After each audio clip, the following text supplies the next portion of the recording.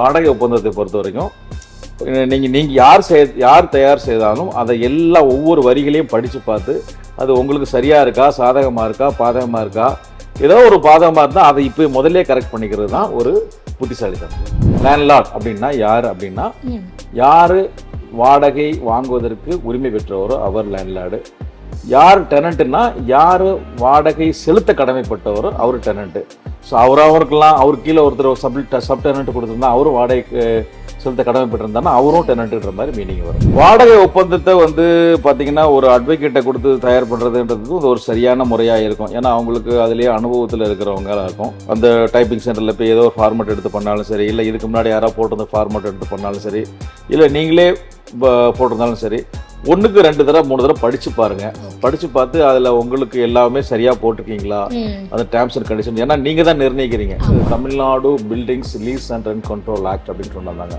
அதுதான் ரொம்ப காலமா இருந்துகிட்டே இருந்தது. அது பாத்தீங்கன்னா அந்த சட்டம் பெரும்பாலும் அந்த வாடகைதாரர்களுடைய உரிமைகளை பாதுகாக்கணும், அவங்களோட பிரச்சனைகளுக்கு ஒரு சொல்யூஷன் கொடுக்கணும், அவங்கள நினைச்ச உடனே வெளியே போட முடியாது, அவங்களுக்கும் ஒரு ஸ்பேஸ் கொடுக்கணும், அவங்களோட உரிமைகளை பாதுகாக்கணுன்ற மாதிரி ஒரு தொடரை கொண்டு வந்தாங்க. 20 வருஷத்துக்கு முன்னாடி வந்தாரு. இப்போ 20 வருஷத்துக்கு முன்னாடி ரெண்டை கொடுத்துட்டு இருக்காரு. இப்போ ரெண்ட் ஜாஸ்தி ஆயிடுச்சு, எனக்கு இதை வாடகை நிர்ணயம் பண்ணி கொடுங்கன்னு சொல்லிட்டு கோர்ட்ல ஒரு பெட்டிஷன் போடலாம். அப்போ பழைய காலத்துல. இப்போ என்ன சொல்லிட்டாங்கன்னா, அந்த வேலையெல்லாம் எங்கள்கிட்ட கொடுக்காதீங்க, அதை நீங்களே முடிவு பண்ணிக்கங்க. நீங்க வாடகைக்கு வர்றதுக்கு முன்னாடி என்ன டேர்ம்ஸ் போடுறீங்களா போட்டுக்கோங்க, நீங்க 2 பேரும் என்ன முடிவு பண்றீங்களோ அவ்வளவுதான். புதுசா 2017 வந்த சட்டப்படி பாத்தீங்கன்னா எல்லா ஓரல் அக்ரிமெண்ட் எல்லாம் வாடகை ஒப்பந்தம் கண்டிப்பா எழுத்துப்பூர்வமா தான் இருக்கணும் அப்படின்னு ஒரு விதிமுறை விதிச்சிருக்காங்க. அது மட்டும் இல்லாம நான் உங்கள் எமிமா ஜோசப். இன்னைக்கு நம்ம கூட இணைந்திருப்பது வழக்கறிஞர் ரஷ்யா காலி. அவரை இன்னைக்கு வெல்கம் பண்ணிடலாம். வணக்கம் சார். வணக்கம்மா. எப்படி இருக்கீங்க சார்? நல்லா இருக்கேன். ஓகே. நிறைய சட்டங்கள்லாம் கொண்டு வந்திருக்காங்க சார். இந்த வாடகை சட்டம் என்பது எதற்காக கொண்டு வரப்பட்டது சார்? வாடகை சட்டம் பார்த்தீங்கன்னா வேர்ல்டு வார் 2 இருந்தே இது ஒரு பிரச்சனையாக இருக்குது. வேர்ல்டு வார் 2 வரும்போது பார்த்தீங்கன்னா வாடகைதாரர்களை வேகமாக எல்லாருமே நினச்ச சமயத்தில் காலி பண்ணலான்ற மாதிரி ஒரு சூழ்நிலை வந்தது. ஸோ அந்த சமயத்தில் அவங்கள ஒரு ப்ரொடெக்ஷன் பண்ணணும் அப்படின்ற மாதிரி சூழ்நிலைகளில் அவங்களுக்கு எப்படி நினச்சா உடனே காலி பண்ண முடியாது, அவங்களுக்கு ஒரு பாதுகாப்பு கொடுக்குன்ற மாதிரி ஒரு சில ஜிஓஸ் பாஸ் பண்ணாங்க. அதை தொடர்ந்து அப்போயே ஒரு சட்டங்களும் கொண்டுட்டு வந்துட்டாங்க. அதுக்கப்புறம் பார்த்தீங்கன்னா அதுவே ஒரு சட்டமாக இருந்தது. அப்புறம் 1967 அப்படின்னு நினைக்கிறேன். அப்புறம் டெனன்ட்ஸை ப்ரொடெக்ட் பண்ணணும் அப்படின்றதுக்காக Tamil Nadu buildings lease and rent control act அப்படின்னு சொன்னாங்க. அதுதான் ரொம்ப காலமாக இருந்துக்கிட்டே இருந்தது. அது பார்த்தீங்கன்னா அந்த சட்டம் பெரும்பாலும் அந்த வாடகைதாரர்களுடைய உரிமைகளை பாதுகாக்கணும், அவங்களோட பிரச்சனைகளுக்கு ஒரு சொல்யூஷன் கொடுக்கணும், அவங்கள நினச்ச உடனே வெளியே போட முடியாது, அவங்களுக்கும் ஒரு ஸ்பேஸ் கொடுக்கணும், அவங்களோட உரிமைகளை பாதுகாக்கணுன்ற மாதிரி ஒரு தொடரை கொண்டு வந்தாங்க. அதுக்கப்புறம் பார்த்தீங்கன்னா 2017 நியூ டெனன்சி ஆக்ட்னு ஒன்று கொண்டு வந்துட்டாங்க. அது பார்த்தீங்கன்னா இந்த பழைய சட்டங்களில் ஒரு சில குறைகளை ஆராய்ஞ்சு சென்ட்ரல் கவர்மெண்ட்டே ஒரு மாடல் ரெண்ட் கோட் அப்படின்னு ஒன்று பாஸ் பண்ணாங்க. அதனோட நோக்கம் என்ன பார்த்தீங்கன்னா, அது இந்த பழைய சட்டங்களில் உள்ள குறைகளெல்லாம் சேர்த்து ஒரு குயிக்காக ரிலீஃப் கொடுக்கணுன்றதுக்காக கொண்டு வந்தாங்க. அதை பேஸ் பண்ணி தான் நம்ம புது நியூ டெனன்சி ஆக்ட் சொல்லுவாங்க. அது கரெக்டாக சொல்லலாம், Tamil Nadu regulation of rights and responsibilities of landlord and tenant act 2017 சொல்லுவாங்க. அதுதான் இப்போதைக்கு கொண்டு வந்திருக்க சட்டம். ஓகே. தமிழ்நாடு முழுவதும் இது பொருத்தமானதா சார்? இந்த சட்டம் பார்த்தீங்கன்னா அந்த தமிழ்நாடு ஆக்ட் பாஸ் பண்ணதை நம்ம தமிழ்நாடு அசம்பிளியில் பாஸ் பண்ண ஆக்ட். இந்த ஆக்ட் சென்னையில் உள்ள எல்லாருக்கும் அப்ளிகபிள் ஆகும்.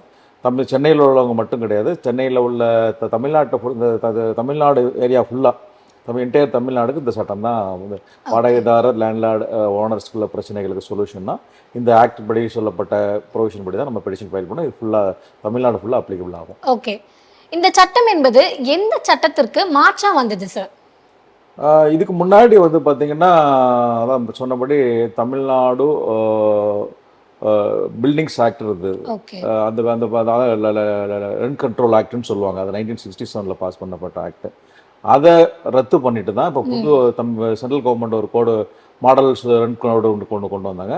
அதை பேஸ் பண்ணி தான் இந்த புதுசாக கொண்டு சட்டம் கொண்டு வந்துட்டாங்க. இதை வழக்கத்தில் நம்ம இப்போதைக்கு நியூ டெனன்சி ஆக்ட் தான் எல்லாரும் வழக்கத்தில் சொல்கிறோம். அதுக்கு ஃபுல் மீனிங் பார்த்தீங்கன்னா Tamil Nadu regulation of rights and responsibilities of landlord and tenant act 2017. Okay, இந்த சட்டத்தின்படி யார் உரிமையாளர், யார் வாடகைதாரர் சார்?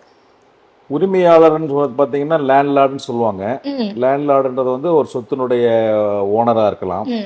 ஆனால் இந்த சட்டத்தை பொறுத்த வரைக்கும் பார்த்தீங்கன்னா அவங்க வந்து நீங்கள் ஓனர் தான் அப்படின்ற மாதிரி மீனிங் பண்ணாமல் அவங்க என்ன சொல்லியிருக்காங்கன்னா, யார் ஒரு பில்டிங்குக்கு வாடகை வாங்குவதற்கு உரிமை பெற்றவரோ அவருக்கு தான் வந்து லேண்ட்லார்டு அப்படின்னு சொல்கிறாங்க.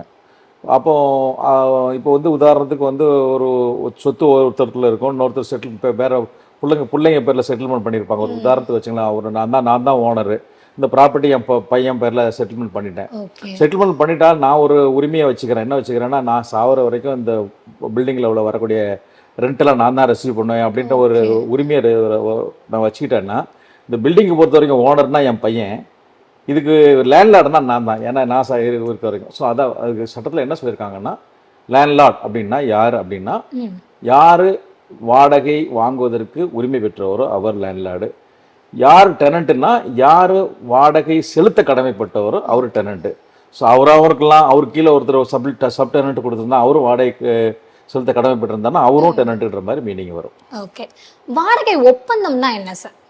வாடகை ஒப்பந்தம் அப்படின்னு சொல்லி பார்த்தீங்கன்னா அதுக்கு வந்து லீஸ் அக்ரிமெண்ட் சொல்லுவாங்க, ரெண்டல் அக்ரிமெண்ட் சொல்லுவாங்க. ஸோ எல்லாமே ஆல்மோஸ்ட் சேம் தான். ஒரு பில்டிங் ஓனரும் அதாவது லேண்ட்லார்டும் டெனண்ட்டும் வந்து ஸோ அவங்களுக்குள்ள ஒரு ஏற்படுத்தக்கூடிய ஒரு ஒப்பந்தம் தான் அந்த வாடகை ஒப்பந்தம்னு சொல்லுவாங்க. ரெண்டல் அக்ரிமெண்ட், லீஸ் அக்ரிமெண்ட் எல்லாம் அதுக்கு பேர்.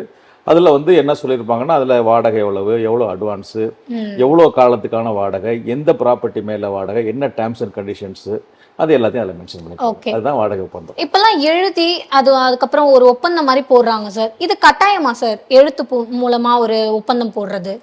இப்போ புதுசாக 2017 வந்த சட்டப்படி பார்த்தீங்கன்னா எல்லா ஓரல் அக்ரிமெண்ட் எல்லாம் வாடகை ஒப்பந்தம் வந்து கண்டிப்பாக எழுத்துப்பூர்வமாக தான் இருக்கணும் அப்படின்னு ஒரு விதிமுறை விதிச்சிருக்காங்க. அது மட்டும் இல்லாமல் அந்த இதை வந்து அந்த ரெண்ட் கண்ட்ரோல் அத்தாரிட்டி இருக்காங்க, ரெண்ட் அத்தாரிட்டின்றாங்க, அவங்கக்கிட்ட போய் ரெஜிஸ்ட்ரேஷன் பண்ணணும் அப்படின்றாங்க. இந்த ரெண்டுமே வந்து செக்ஷன் 4 சொல்லியிருக்காங்க. அதாவது கம்பல்சரியாக நீங்கள் இனிமேல் உள்ள 2017 அப்புறம் உள்ள டெனன்சி எதுவாக இருந்தாலும் ஓரலாக இருக்கக்கூடாது, நீங்கள் ரிட்டன் அக்ரிமெண்ட்டாக தான் இருக்கணும். அது வந்து ரெஜிஸ்ட்ரேஷனும் பண்ணியிருக்கணும். அப்படி ரெஜிஸ்ட்ரேஷன் பண்ணியிருந்தால் தான் நீங்கள் இந்த சட்டத்தில் உள்ள சொல்லப்பட்ட ஒரு உரிமைகளையோ இல்லை அதில் உள்ள கோர்ட்டு கேஸு போடுறதுக்கு உரிமைகளோ பண்ண முடியும். அப்படி இல்லைன்னா உங்களுக்கு நீங்கள் அது கோர்ட்டுக்கு வர முடியாது அப்படின்ற மாதிரி ஒரு கட்டாயத்தை ஏற்படுத்தியிருக்காங்க. ஓகே, வாடகையோட ஒப்பந்தத்தை பதிவு செய்வதுன்றது கட்டாயமா சார்? கண்டிப்பாக. இப்போ இதுக்கு முன்னாடி வரைக்கும் வந்து நீங்கள் வந்து பார்த்தீங்கன்னா பதிவுன்றது வந்து ஒரு ஆப்ஷனலாக இருந்தது. அதாவது 2017 முன்னாடி உள்ளது. இப்போ வந்து ஓரலாகவும் இருக்கலாம், எழுத்துப்பூர்வமாக இருக்கலாம். எழுத்துப்பூர்வமாக இருந்ததுன்னா 11 மாதம் வரைக்கும் உள்ள அக்ரிமெண்ட் வந்து நீங்கள் பதிவும் பண்ணலாம், பதிவு பண்ணாமல் இருக்கலாம். 11 மாதத்துக்கு மேலே உள்ளது பதிவு பண்ணணுன்றது. அந்த பதிவுன்றது வந்து பார்த்தீங்கன்னா ஸ்டாம்ப் ஆக்ட், ரெஜிஸ்ட்ரேஷன் ஆக்ட் அந்த சட்டப்படி வரும். அதில் வந்து சப்ரிஜிஸ்ட்ரார்கிட்ட போய் பதிவு பண்ணுறது. இப்போ இவங்க சொல்கிறது வந்து 2017 சொல்லப்பட்ட சட்டத்தில் படி இது சப்ரிஜிஸ்ட்ரார்கிட்ட பதிவு பண்ண சொல்லலாம். அது அங்கே பதிவு பண்ணியிருந்தாலும் அதுக்கு கூட அடிஷ்னலாக ரெண்ட் அத்தாரிட்டி இங்கே பதிவு பண்ணணும், அதுக்கு ஆன்லைனில் அப்லோட் பண்ணி பதிவு பண்ணணும் அப்படின்ற மாதிரி விஷயத்தை சொல்லியிருக்காங்க. ஓகே, இப்பெல்லாம் தெரிஞ்சவங்க அப்படின்னா வாய்மொழி மூலமா நீ என் வீட்டில் போய் தங்கிக்கோ, இந்த மாதிரிலாம் வாய்மொழி ஒப்பந்தம்லாம் போடுறாங்களா சார்? இதெல்லாம் செல்லுபடி ஆகுமா சார்? ஒப்பந்தம் இது வந்து பார்த்தீங்கன்னா ஒப்பந்தம் கான்ட்ராக்ட் ஆக்ட்னு பார்த்தீங்கன்னா அதில் வந்து வாய்மொழியாகவும் ஒப்பந்தம் இருக்கலாம், எழுத்துப்பூர்வமாக இருக்கலான்ற மாதிரி இருக்கலாம். ஸோ அந்த சட்டத்தின்படி கான்ட்ராக்டினுடைய பேஸ் ஒப்பந்த சட்டத்தின்படி பார்த்தீங்கன்னா அது வந்து இது செல்லுபடி ஆகுன்ற மாதிரி வரும். ஆனால் இப்போ நமக்கு வந்து இப்போ புதுசாக இந்த சட்டம் வந்துச்சு, தமிழ்நாடு நியூ டெனன்சி ஆக்ட்னு வந்துச்சு. இந்த நியூ டெனன்சி ஆக்ட் படி பார்த்தீங்கன்னா உங்களுக்கு உரிமைகள் இருக்குது, கடமைகள் இருக்குது. இப்போ அதில் அந்த சட்டத்தின் அடிப்படையாக வச்சு நம்ம கோர்ட்டில் காலி பண்ணுறது கேஸ் போடலாம், இல்லை லேண்ட்லார்ட் டெனண்ட்டுக்குள்ள டிஸ்பியூட்டு சால்வ் பண்ணுறதுக்கு பெட்டிஷன் போடலாம். இப்போ அந்த மாதிரி இப்போது லேட்டஸ்ட்டாக இப்போ மதுரை கோர்ட்லேருந்து ஒரு ஜட்ஜ்மெண்ட் கொடுத்துட்டாங்க, division bench of the Madras high court. அவங்க என்ன சொல்லிட்டாங்கன்னா, நீங்கள் இந்த மாதிரி மெட்ராஸ் வாடகைதார் அதாவது ரெண்ட் கோர்ட்டுக்குள்ள நீங்கள் அப்ரோச் பண்ணணும்னா ரெண்டல் அக்ரிமெண்ட் பண்ணியிருந்து அதை ரெஜிஸ்ட்ரேஷன் பண்ணியிருந்தால் மட்டும்தான் நீங்கள் உள்ளே வர முடியும். ஸோ அந்த ரெண்டல் அக்ரிமெண்ட் ரெஜிஸ்ட்ரேஷன் பண்ணுறது தான் ஒரு கேட் பாஸ். அந்த கேட் பாஸ் இல்லாமல் நீங்கள் உள்ளே வர முடியாதுன்னு சொல்லிட்டாங்க. ஸோ இதை பார்க்கும்போது நீங்கள் வந்து கம்பல்சரியாக இதை பண்ணியிருந்தா மட்டும்தான் இதனோட உரிமைகளை பெற முடியும். இந்த கோர்ட்டில் கேஸ் போகிறதா போட முடியும், இல்லை உங்களோட அதில் உள்ள உரிமைகளை கோர முடியும். இல்லை அப்படின்னா உங்களுக்கு அந்த கோர்ட்டுக்கு வர முடியாது, நீங்கள் உங்களுக்கு பாஸ் கிடையாது, உள்ள அனுமதி கிடையாது, வெளியே போ அப்படின்றாங்க. இப்போ நீங்கள் அப்படியே ஆயிடுச்சுன்னா நீங்கள் என்ன பண்ணுறது அப்படின்னு ஒரு அடுத்த கேள்வி வரும். அதுக்கு வந்து வேறு வழியில் நீங்கள் சாதாரண சிவில் கோர்ட்டு தான் போகணும். அப்புறம் சிவில் கோர்ட்டுக்கு போனால் என்ன பிரச்சனை அப்படின்னா இது டைம் கன்சியூம் ஆகும், கோர்ட் ஃபீஸ் கட்ட வேண்டியிருக்கும். அது வந்து ஒரு காம்ப்ளிகேட்டட் ப்ரொசீஜர், பழைய ப்ரொசீஜருக்கு போக வேண்டியிருக்கும். இப்போ வாடகை ஒப்பந்தத்துல என்னென்ன விவரங்கள் வந்து இடம்பெறணும் சார்? வாடகை ஒப்பந்தத்தில் பார்த்தீங்கன்னா டேட் என்னைக்கு எக்ஸிக்யூட் பண்ணுறாங்கன்ற டேட் விவரம் இருக்கும், வாடகைதாரர் யாருன்ற விவரங்கள் இருக்கும், அப்புறம் வந்து டெனண்டனோட விவரங்கள் இருக்கும், அந்த ப்ராப்பர்ட்டி எந்த ப்ராப்பர்ட்டி எந்த போர்ஷன்றது விவரங்கள் இருக்கும், அட்வான்ஸ் எவ்வளோன்னு இருக்கும், அப்புறம் வந்து வாடகை எவ்வளோன்னு இருக்கும், அதில் மெயின்டெனன்ஸ், சப்போஸ் மெயின்டெனன்ஸ் எதாவது கட்டுறாங்க அப்படின்னா அதுக்கு இருக்கும். சப்போஸ் இபி கனெக்ஷன் கொடுத்துருந்தாங்கன்னா எலக்ட்ரிசிட்டிக்கு வந்து இவங்க பணம் கட்டணுமா அவங்க பணம் கட்டணுமான்ற இருக்கும், எவ்வளோ காலத்துக்கு அப்படின்ற மாதிரி இருக்கும். அப்புறம் வேறு ஏதாவது நீங்கள் வந்து உள்வாடகை கொடுக்கக்கூடாது, மேல் வாடகை கொடுக்கக்கூடாது, ஏதாவது கண்டிஷன்ஸ் லைசன்ஸ் தான் நீங்கள் வாங்கணும் அப்படின்ற மாதிரி இருக்கும். இந்த வாடகை ஒப்பந்தம் வந்து கமர்ஷியலா இல்லை வேறு ரெசிடென்ஷியலான்றதை பொறுப்பெடுப்பாங்க. அது தவிர என்ன பர்பஸ்க்காக அந்த கொடுத்துருக்காங்க. சப்போஸ் உதாரணத்துக்கு வந்து ஒருத்தர் ஹோட்டலுக்கு கொடுத்துருக்காங்கன்னா ஹோட்டலுக்கு மட்டும் தான் பயன்படுத்தணும், இல்லை வேறு ஏதாவது ஒரு குடவுனுக்கான குடவுனுக்காக மட்டும் என்ன பயன்பாட்டுக்காக கொடுத்துருக்காங்கன்றதை மென்ஷன் பண்ணுவாங்க, எவ்வளோ காலம் டியூரேஷன்றது மாதிரி கொடுத்துருவாங்க. சப்போஸ் இந்த வாடகை ஒப்பந்தத்தை பிரேக் பண்ணுறாங்க, சப்போஸ் எனக்கு நான் காலி பண்ண போகிறேன் வாங்க போகிறேன், ஸோ டெர்மினேஷன் சொல்லுவாங்க அதுக்கு பேர். ஸோ வாடகை பொறுத்த முடிவு கொண்டு வரதா என்ன மாதிரி கண்டிஷன்லாம் போடலாம் வாங்கலான்றது அதுலேயும் போட்டிருப்பாங்க. இதை மாதிரி ரெண்டு பேருக்கும் இது வாடகை ஒப்பந்தன்றது வந்து ரெண்டு பேரும் சேர்ந்து மியூச்சுவலாக ஒரு டிசைட் பண்ணுறது தான். ஸோ அதில் இவ்வளோ விஷயங்களும் இருக்கும். இதை தவிர அவங்கவுங்க விருப்பத்துக்கு ஏற்ப மேற்கொண்டு ஏதாவது விஷயங்களில் போட்டு சேர்க்கறனாலும் சேர்த்துக்கலாம். ஓகே, இன்னி வரைக்கும் இது நிறைய பேருக்கு தெரியல சார், வாடகை ஒப்பந்தத்தை யார் தயார் செய்யணும்? வாடகை ஒப்பந்தத்தை வந்து பார்த்தீங்கன்னா ஒரு அட்வொகேட்டை கொடுத்து தயார் பண்ணுறதுன்றதுக்கு ஒரு சரியான முறையாக இருக்கும். ஏன்னா அவங்களுக்கு அதுலேயே அனுபவத்தில் இருக்கிறவங்களாக இருக்கும். இப்போ பெரும்பாலும் பார்த்தீங்கன்னா இதுக்கு அட்வொகேட்டை ஏன் செலவு பண்ணணும் அப்படின்னு சொல்லிட்டு இப்போ அங்கே உள்ள ஒரு டைப்பிங் சென்டரில் போயிட்டு அவங்க ஒரு சிலர் வந்து அங்கே உள்ள ஃபார்மெட் எடுத்து கூட பண்ணிக்கிறாங்க. அதுவும் தப்பு கிடையாது, அது தப்புன்னு சொல்ல மாட்டோம். ஆனால் உங்களுக்கு நீங்கள் அட்வொகேட்டை கொடுத்து படித்து பண்ணாலும் சரி, இல்லை அதில் அந்த டைப்பிங் சென்டரில் போய் ஏதோ ஒரு ஃபார்மெட் எடுத்து பண்ணாலும் சரி, இல்லை இதுக்கு முன்னாடி யாராவது போட்டிருந்த ஃபார்மெட் எடுத்து பண்ணாலும் சரி, இல்லை நீங்களே போட்டிருந்தாலும் சரி, 1க்கு 2 தடவை 3 தடவை படித்து பாருங்கள். படித்து பார்த்து அதில் உங்களுக்கு எல்லாமே சரியாக போட்டிருக்கீங்களா அந்த டேர்ம்ஸ் அண்ட் கண்டிஷன். ஏன்னா நீங்கள் தான் நிர்ணயிக்கிறீங்க. ஒரு 2 பேரும் மியர்லியே ஒப்பந்தம், 2 பேரும் நான் வாடகைக்கு வரேன், நீங்கள் வாடகை பில்டிங் வாடகை கொடுக்குறீங்க, ஸோ நமக்குள்ள என்ன டேர்ம்ஸ் அண்ட் கண்டிஷன்றது அதில் படிச்சு பண்ணிடுவாங்க. ஸோ அந்த டேர்ம்ஸ் அண்ட் கண்டிஷன் எல்லாம் கரெக்டாக இருக்கா, அது சரியாக இருக்கான்றது படித்து பார்த்து போடுறது தான் நம்ம வந்து சரியான முறை. நிறைய பேர் என்ன பண்ணுறாங்கன்னா அதை அதுக்கு ஒரு முக்கியத்துவம் கொடுக்கறது இல்லை. ஸோ ஏதோ ஒன்று கொடுத்தாங்கன்னா கையெழுத்து போடுறாங்கன்னா கையெழுத்து போட்டு கொடுத்துட்டு போயிடுவாங்க. அப்போ கையெழுத்து போடும்போது பிரச்சனை இல்லை, நாளைக்கு பிரச்சனைன்னு வந்ததுன்னா அதுதான் அதை உங்களுக்கு பதில் சொல்லும். இப்போ நம்ம ஒரு இன்சூரன்ஸ் பாலிசி இல்லை வேறு ஏதாவது ஹோட்டலில் போய் ஏதாவது இன்வாய்ஸ் வேணால் பின்னாடி போட டேர்ம்ஸ் அண்ட் கண்டிஷன்ஸ் அப்ளை அப்படின்னு போட்டிருப்பாங்க. அந்த டேர்ம்ஸ் அண்ட் கண்டிஷன் பின்னாடி குட்டியோடு இருக்கும், அதை யாருமே பார்க்கறது இல்லை. ஸோ எப்போ அது பிரச்சனை வரலாம், என்னைக்காவது 2 பேருக்கும் பிரச்சனைன்னு வரும்போது அப்போ அதை அந்த டேர்ம்ஸை பாருங்க, இந்த டேர்ம்ஸை பாருப்பாங்க. ஸோ அது மாதிரி தான் வாடகை ஒப்பந்தத்தை பொறுத்த வரைக்கும் நீங்கள் யார் தயார் செய்தாலும் அதை எல்லாம் ஒவ்வொரு வரிகளையும் படித்து பார்த்து அது உங்களுக்கு சரியாக இருக்கா, சாதகமாக இருக்கா, பாதகமாக இருக்கா, ஏதோ ஒரு பாதகமாக இருந்தால் அதை இப்போ முதல்ல கரெக்ட் பண்ணிக்கிறது தான் ஒரு புத்திசாலித்தனம். இந்த பதிவு செலவை யார் ஏற்றுக்கொள்ளணும் சார்? நல்ல கொஸ்டின். இப்போ வந்து தமிழ்நாடு ஆக்டில் பதிவு பண்ணுறதுக்கு வந்து பெரிய செலவு ஒன்றும் ஆரப்போதில்லை, பெரிய அதுக்கு வந்து 100 ரூபா தான் காஸ்ட் கேட்குறாங்க. ஸோ அது கொஞ்சம் அலைஞ்சு பெரிய ஒன்றும். ஸோ அந்த மாதிரி அதுக்கு பெரிய பிரச்சனை வர்றதில்லை. ஒரு 3 வருஷம் 4 வருஷம் அப்படி ஒரு லாங் டேர்ம் லீஸ் போடும்போது என்ன ஆகுதுன்னா அது சப் ரிஜிஸ்ட்ரார்ட்ட போய் பதிவு பண்ண வேண்டியிருக்கு. ஸோ அங்கேயும் பதிவு பண்ணிட்டு திருப்பி இங்கேயும் பதிவு பண்ணணும்னு வருது. ஸோ அந்த மாதிரி சமயங்களில் வந்து பெரும்பாலான லேண்ட்லார்டு என்ன பண்ணுறாங்க, இந்த பத்திர செலவெல்லாம் நீங்கள் தான் ஏற்றுக்கணும் அப்படின்னு சொல்லிட்டு டெனண்ட்டை தான் ஏற்றுக்க சொல்கிறாங்க. அதுதான் வழக்கத்தில் இருந்துக்கிட்டே இருக்குது. ஆனால் எல்லாருமே அப்படி தான் பண்ணுறாங்களான்னு சொல்லி கிடையாது. சில லேண்ட்லார்டு சொல்கிறாங்க டெனண்ட் அப்படிலாம் நாங்கள் ஏற்றுக்க முடியாது, இதில் நான் பாதி நீ பாதி போடுங்க அப்படின்னு சொல்கிறாங்க. ஸோ அப்போ அப்படி மாதிரி சொல்கிறவங்கள இப்போ அவங்க பாதி போடுறாங்க. சட்டத்தை பொறுத்த வரைக்கும் இந்த செலவை லேண்ட்லார்டு தான் ஏற்றுக்கணும்னு இல்லை டெனண்ட் தான் ஏற்றுக்கணும்னோ சொல்லலை.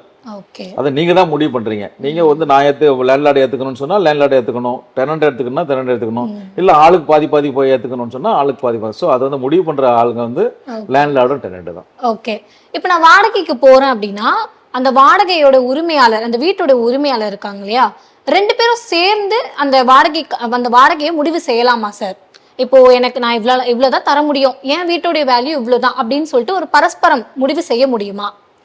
உண்மையிலே இப்போ இந்த புதுசாக வர்ற சட்டம் வந்து அது மாதிரி சொல்லுது. இப்போ நீங்கள் வாடகையை பொறுத்த வரைக்கும் நீங்கள் 2 பேரும் பேசி முடிவு பண்ணிக்கங்க அப்படின்னு தான் சொல்லுது. இதுக்கு முன்னாடி உள்ள பழைய சட்டத்தெல்லாம் பார்த்தீங்கன்னா ஃபிக்சேஷன் ஆஃப் ஃபேர் ரெண்ட் அப்படின்றது செக்ஷன் 4ல் பழைய அப்ளிகேஷனில் போடுவாங்க.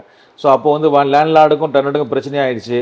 இது வந்து 20 வருஷத்துக்கு முன்னாடி வந்தார், இப்போ 20 வருஷத்துக்கு முன்னாடி ரெண்டை கொடுத்துட்ருக்காரு, இப்போ ரெண்ட்டு ஜாஸ்தி ஆயிடுச்சு, எனக்கு வந்து இதை வந்து வாடகை நிர்ணயம் பண்ணி கொடுங்கன்னு சொல்லிட்டு கோர்ட்டில் ஒரு பெட்டிஷன் போடலாம் அப்போ பழைய காலத்தில். இப்போ என்ன சொல்லிட்டாங்கன்னா அந்த வேலையெல்லாம் எங்கள்கிட்ட கொடுக்காதீங்க, அதை நீங்களே முடிவு பண்ணிக்கிங்க. நீங்கள் வாடகைக்கு வர்றதுக்கு முன்னாடி என்ன டேர்ம்ஸ் போடுறீங்களா போட்டுக்கோங்க, நீங்கள் 2 பேரும் என்ன முடிவு பண்ணுறீங்களோ அவ்வளோதான். இப்போ அதில் பிரச்சனை வந்துச்சுன்னா ரெண்ட் அத்தாரிட்டிகிட்ட போகலாம். ரெண்ட் அத்தாரிட்டிகிட்ட போனால் கூட அவர் உட்காந்துக்கிட்டு இந்த பில்டிங் எவ்வளோ அகலம் நீளம் எவ்வளோலாம் அவர் அதெல்லாம் பார்க்க மாட்டார். அதில் நீங்கள் ரெண்டல் அக்ரிமெண்ட் போட்டிருக்கீங்களா, போட்டிருக்கேன், அதில் என்ன போட்டிருக்கேன் அதை தான் கொடு. ஓகே. ஸோ அப்போ அதில் சிலர் போட்டிருப்பாங்க, என்ன போட்டிருப்பாங்க, ரெண்டல் அக்ரிமெண்ட்டில் வந்து நான் வந்து இப்போதைக்குள்ள ரெண்ட் போட்டுருவாங்க, 11 மாதம் ஒவ்வொரு 11 மாதம் கழிச்சு 10% கூடும் அப்படின்னு சொல்லியிருப்பாங்க. ஸோ ரெண்டல் வரும்போது பிரச்சனை இருக்காது 2 பேருக்கும் இடையில. வரும்போது என்ன பண்ணுவாங்க, அவங்க பேசுவாங்க, அவங்களும் பேசுவாங்க, சரி ஒரு ரெண்ட் போட்டுருவாங்க, இந்த கண்டிஷன்ஸில் போடுவாங்க, வருஷம் 10% கூடும்னு. ஸோ 10% 11 மாதம் முடிச்சு 10% கூடும்போது கேட்கும்போது நான் தர முடியாதுன்னு அவர் சொல்லுவார், இல்லை நீங்கள் கொடுத்து தான் ஆகணும்னு சொல்லுவார். இப்போ 2 பேரும் அந்த அக்ரிமெண்ட் ரெஜிஸ்டர் பண்ணியிருந்தாங்கன்னா நேரம் ரெண்ட் அத்தாரிட்ட போய் கம்ப்ளைண்ட் பண்ணாங்கன்னா அவர் என்ன பண்ணார், அவங்க அக்ரிமெண்ட்டை படிச்சு பார்த்து, எப்போ நீங்கள் 2 பேரும் ஒத்துக்கிட்டு தான் கையெழுத்து போட்டிருக்கீங்க, இதில் இது மாதிரி டேக்ஸ் போட்டிருக்கு, நீ இதை கொடுப்பான்னு சொல்லுவார். ஸோ அப்போ அந்த நிர்ணயம் பண்ணுறதுன்றது வந்து பார்ட்டி தான். அதில் அக்ரிமெண்ட்டில் என்ன போட்டிருக்கோ அதை தான் கோர்ட்டும் அந்த ரெண்ட் அத்தாரிட்டி முடிவு பண்ணாங்களே தவிர கோர்ட்டாக ஒரு முடிவுக்கு வந்து இந்த பில்டிங் எவ்வளோ அகலமாக இருக்குது, பெருசாக இருக்குது, சிறுசாக இருக்குது, ஃபெசிலிட்டி இருக்குன்ற அவங்க முடிவு பண்ண மாட்டாங்க இப்போதைக்குள்ள சட்டப்படி. இதே போல் காலத்தை தீர்மானிக்கிறது, நான் இப்போ இவ்வளோ நாள் இருக்க போகிறேன் இந்த வீட்டில் அப்படின்றது கூட 2 பேரும் பேசி முடிவெடுக்கலாமா சார்? ஆமாம், 2 பேர் இப்போ வந்து ரெண்டல் அக்ரிமெண்ட்டை பொறுத்த வரைக்கும் பொதுவாக எல்லாருமே போடுறது வந்து 11 மாதம் அக்ரிமெண்ட் தான் போடுறாங்க. ஏன் 11 மாதம் அக்ரிமெண்ட் போடுறாங்கன்னா 11 மாதம் வரைக்கும் அக்ரிமெண்ட் போட்டால் அதை வந்து சப்ரிஜிஸ்ட்ரார்ட்ட போய் நீங்கள் ரெஜிஸ்ட்ரேஷன் பண்ணணும் அப்படின்ற ஒரு கம்பல்ஷன் கிடையாது. ஸோ நீங்கள் 11 மாதத்துக்குள்ளே போட்டிங்கன்னா 11 மாதமோ அதுக்குள்ளேயோ போட்டிருந்தீங்கன்னா